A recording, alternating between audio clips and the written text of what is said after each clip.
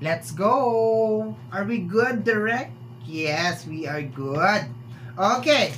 So, hello my dear Gemini. Hello, hello, hello, hello. I know, late ang iyong reading, pero ihahabol natin. Pasensya na mga my dear. Medyo naabala ang inyong lingkod. Okay, so my dear, second half of August, 16 hanggang sa katapusan. General reading, reminder mga my dear, ang gagawin natin ngayon ay general reading, so hindi to 100% na magre-resonate para sa ating lahat. So please mga my dear, lower your expectation pagdating po sa mga general reading. Okay, so 3 oracle cards tayo my dear. Survive. Okay, natural disaster. Parang sinusubok ka my dear sa card na to. Okay, parang may nangyayari sa buhay mo. Okay? Tingnan natin. Meron ka natural disaster. Meron ka ditong energy ng promise. Okay? Promise, natural disaster. So, posible my dear na meron kang pinagdadaanan as of this moment, and tinitingnan mo my dear, nasan na yung pangako? Di ba? Nasan na ang pangako mo noong sinusuyo ako? Di ba? It's more on the promise, my dear, di ba? So, yun ang nakukuha ko dito. So, parang naglilingon-lingon ka, my dear Gemini, nasaan na yung mga tao na nagsabi na nandyan lang ako? Isang tawag mo lang, nandyan lang ako. Parang ganon, okay? Let me see. Wow. We have here, energy of real estate. Okay, real estate, may kinalaman to sa usapin ng pinansyal. Okay. So, my dear, second half of August, nandoon yung energy mo na hinahanap mo yung mga backup dancer mo. Kasi ngayon mo sila kailangan, my dear. This time mo sila kailangan. Yung mga nangako sa'yo, my dear, na till death do us part, o yung mga tao na nangako sa'yo na huwag kang mag-alala, friend, nandito lang ako, hindi kita iiwanan, di ba, magkasama tayo hanggang sa dulo ng walang hanggan, yung mga ganon. Okay? Posible naman din, my dear, nag-e-expect ka ng bayad. Meron ako nakukuha dito na parang paupahan. Okay? So, posibleng mamroblema ka, my dear Gemini, if just in case meron kang business na paupahan. Okay? Kasi parang merong nangako or nagpa-promise na lang na nagpa-promise, my dear, kung meron kang paupahan, nagpa-promise na lang siya, nagpa-promise, and posibleng hindi na naman siya ulit makakabayad. Yun na nakukuha ko, my dear. Pero ang overall na energy or ang pinaka-highlighted dito, my dear Gemini, is yung mga tao na nangako sa'yo, especially yung malapit talaga sa puso mo. Okay? So, let's do some additional message. Nakukuha ko rin dito, my dear, na baka merong nangako sa'yo na bibilang ka ng bahay. Okay? Meron nangako sa'yo na parang bibilang ka ng something, bahay, kotse, yun ang nakukuha ko dito. And tinitingnan mo ngayon, my dear, kung gagawin niya ba talaga. Hinahanap mo na siya, nagiging observant ka, my dear, sa mga action niya, kung talagang nagmamatch ba yung sinasabi niya sa ginagawa niya. Okay. First card natin over here is the Four of Pentacles. Yes, my dear Gemini, medyo stuck, medyo tumatambay yung mga problema na may kinalaman sa usapin ng pinansyal. Most definitely, kailangan mo talaga ng backup dancer sa mga panahon na to. Kailangan mo ng help, ng assistant, lalo na sa usapin ng pinansyal. Okay. Next, my dear Gemini, is energy of the Moon card. Okay. So, posible din, my dear, na nahihirapan ka. Okay, nahihirapan kang mamili. Yun ang nakuha kong una na energy. Pero so far, sa combination ng dalawang card na to, ang una kong nakuha, my dear Gemini, is nahihirapan kang mamili. Okay, marami sa inyo ang nahihirapan mamili o nahihirapan magdesisyon.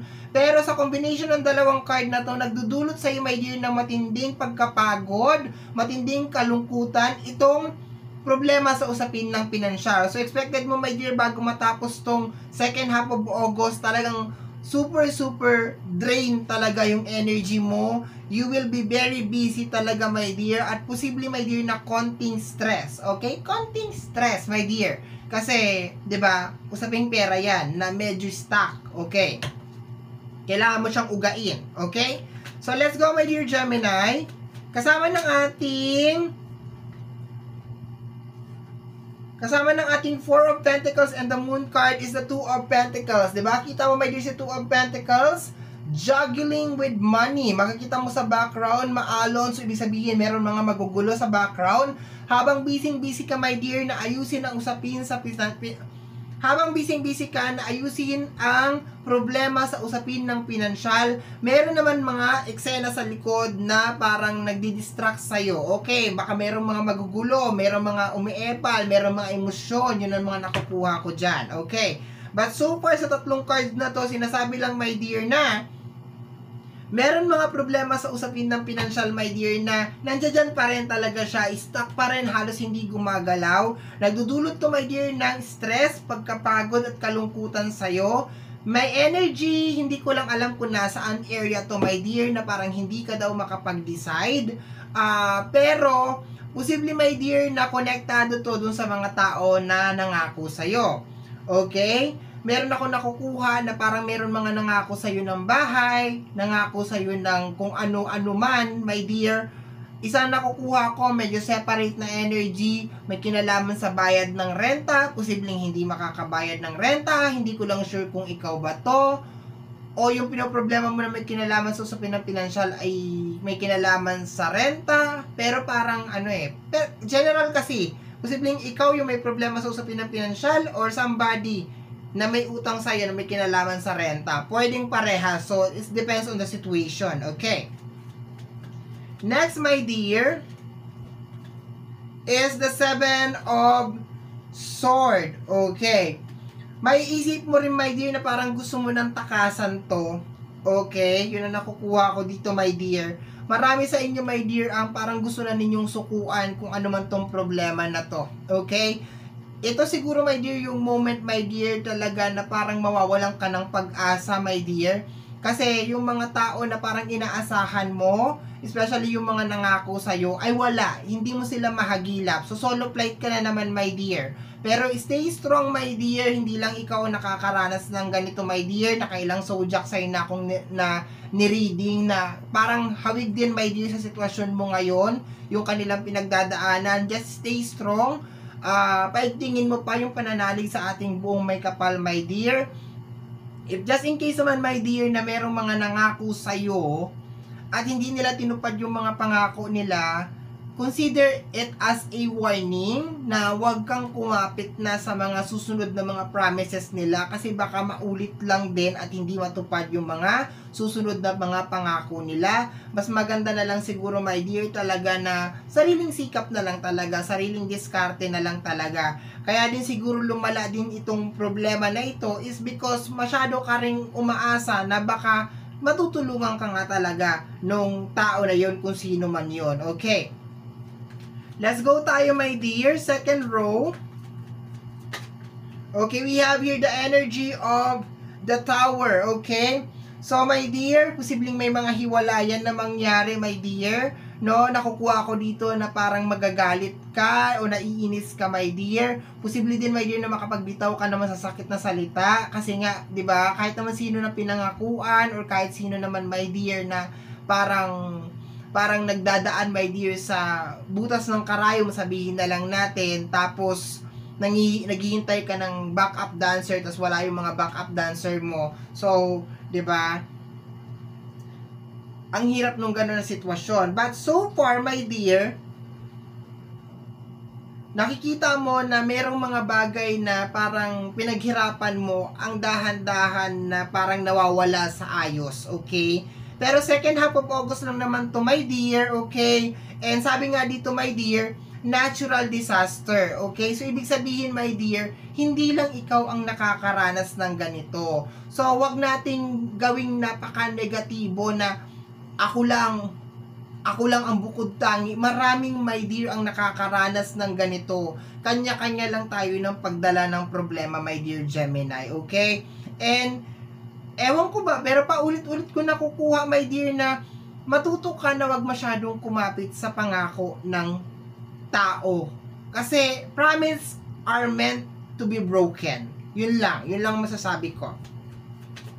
Next, so maraming mga pangako ang mapapako, my dear, sa second half of August. We have here the energy of the High Priestess. Lalabas, my dear, ang mga kulay ng mga tao sa paligid mo, my dear. Okay? Makikita mo, my dear, kung sino talaga yung mga tao na willing tumulong sa'yo, sino yung mga tao na talagang nagmamahal sa'yo, sino yung mga tao na nandiyan dyan, okay? Kasi talagang may nangyayari talaga, lalo na sa usapin ng pinansyal, na hindi mo na talaga kinakaya. Yun ang nakukuha ko, my dear, okay? Ulitin ko, my dear, paigtingin or palakasin ang pananalig sa ating buong may kapal. Dahil sa mga ganitong mga panahon, my dear, siya lang talaga ang makakapagpalakas ng ating kalooban. Okay? Let's go, my dear. We have here the 10 of Pentacles. This is more on family issue, my dear. Okay? So, kung hindi naman talaga ganun, my dear, ka problemado, 'di ba? Parang kunwari meron problema ng damit or ganun. It's just an example, my dear Gemini. Kung hindi naman talaga ganun talaga ka-importante, 'di ba? Kung kaya pa naman maisuot yung uniforme or kaya pa naman yung sapatos na gamitin, 'di ba? So, I just wish, my dear, sa mga panahon na to na yung mga tao sa paligid mo ay matuto silang mag-adjust din. Kasi talagang umaabot talaga ang oras, my dear Gemini, na kahit gaano ka kalakas, kahit gaano ka katatag bilang isang tao, talagang umaabot talaga, my dear, sa punto talaga na nakakaranas ka ng ganito. Na parang pakiramdam mo, wala ka ng choice, wala ka ng option. Yun na nakukuha ko, kung hindi takasan na lang lahat to, talikuran na lang lahat, yun na nakukuha ko, my dear. Okay, mag-disappear ka na lang. Okay. Let's go, my dear Gemini. Last 3 cards na lang tayo, my dear. We have here the 6 of Pentacles, my dear. Konektado, my dear, sa mga tinulungan mo, pinaglaanan mo ng lahat, my dear. Marami sa inyo, my dear, ang marirealize nyo or makikita ninyo sa second half of August na yung mga tao na parang inaasahan mo or parang sinasandalan mo or baka nangako sa'yo, my dear, ay hindi mo naman talaga, my dear, talaga maaasahan.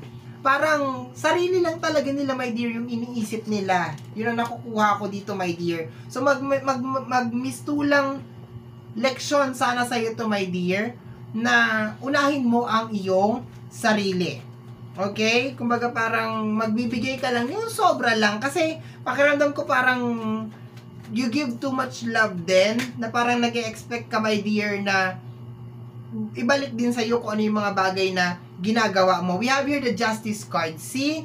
Pakiramdam mo, my dear, parang pinakinabangan ka lang, parang ganun, or mahalaga ka lang kasi may naibibigay ka, mayroong kang naiaambag, pero sa second half of August kasi sasabay kasi, my dear, yung pagod, yung ganon, pagod, tapos yung problema, parang hindi mo na kayang ma-handle, tapos lumilingon ka sa likod mo, my dear,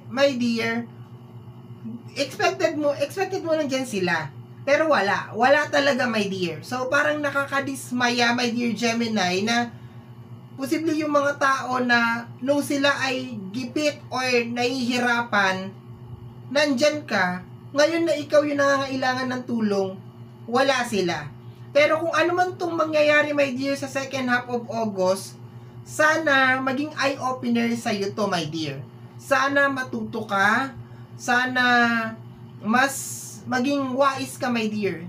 lalo na sa buhay, sa usapin ng pera, my dear, okay? Kasi dito, my dear, merong hindi balance sa usapin ng pinansyal. Second half of August, kailangan mo, my dear, ng mga tao na makakatuwang mo talaga dito sa problema na may kinalaman sa usapin ng pinansyal. Kasi parang nade-dead end ka na, my dear, hindi mo na alam kung paano siya matatapos, hindi mo na alam kung paano siya mariresolban or masusolusyonan. Last card, my dear, we have here the 6 of Wands. Congratulations, dahil tinapos mo tong reading na to kahit sobrang sama. Maski ako naalibadbaran ako sa reading mo, te. No? 6 of Wands, energy of success. Congratulations, my dear. Posibleng second half of August lang ito mangyayari, my dear. And after noon, the next month, September, everything is okay. Sinasabi dito, my dear, na ma-overcome mo to. I do believe that everything happened for a reason. I think kaya mo siguro pinagdadaanan to, my dear, para matanggal na rin siguro yung maskara ng mga tao sa paligid mo. Kasi tanging mawawala lang yung maskara talaga ng mga tao sa paligid mo pag nagkapalit na kayo ng sitwasyon. Okay? So, may dahilan kung bakit mo to pinagdadaanan, my dear. Hindi to parusa sa'yo ng ating buong may kapal. Ito lang yung tanging pamamaraan niya, my dear, para mahubaran ng maskara ang mga taong mapaglinlang. Okay? So, bottom deck of the card is the Queen of Wands. Tuloy-tuloy lang, my dear, ang laban. Okay? Ayan, o, kakayanin mo to, my dear. Okay? Ang maldita ko na Queen of Wands, Judgment, kayanin mo, my dear, kung partner with our 10 of Wands, the all by myself cards. And guess what? We have here the Emperor, energy of success. Yes, my dear, sa una lang yan, medyo malungkot, medyo mahirap, parang gusto mong talikuran, parang gusto mong sukuan, nakakadismaya, masakit sa puso, masakit sa puson, masakit sa bagang, spinal cord, at lahat-lahat na. Pero my dear, pag igtingin mo lang ang pananalig mo sa ating buong may kapal, kapit ka lang, my dear, everything happened for a reason. Kung akong tatanungin mo, nagtatanggal lang tayo ng maskara sa mga taong mapaglinglang. Okay? So mga my dear, yan ang reading mo para sa yung second half of August. Somehow, my dear, kung nagustuhan mo to, especially kung napadaan ka lang, don't forget to subscribe. Pag-click lamang po ang notification bell para ma-update ka sa aking mga upload. And of course, free to like, free to share, free to comment sa lahat ng ating mga videos. Once again, my name is RJ, also known as Apo J. Maraming salamat po, and until next time, bye-bye! Thank you, my dear!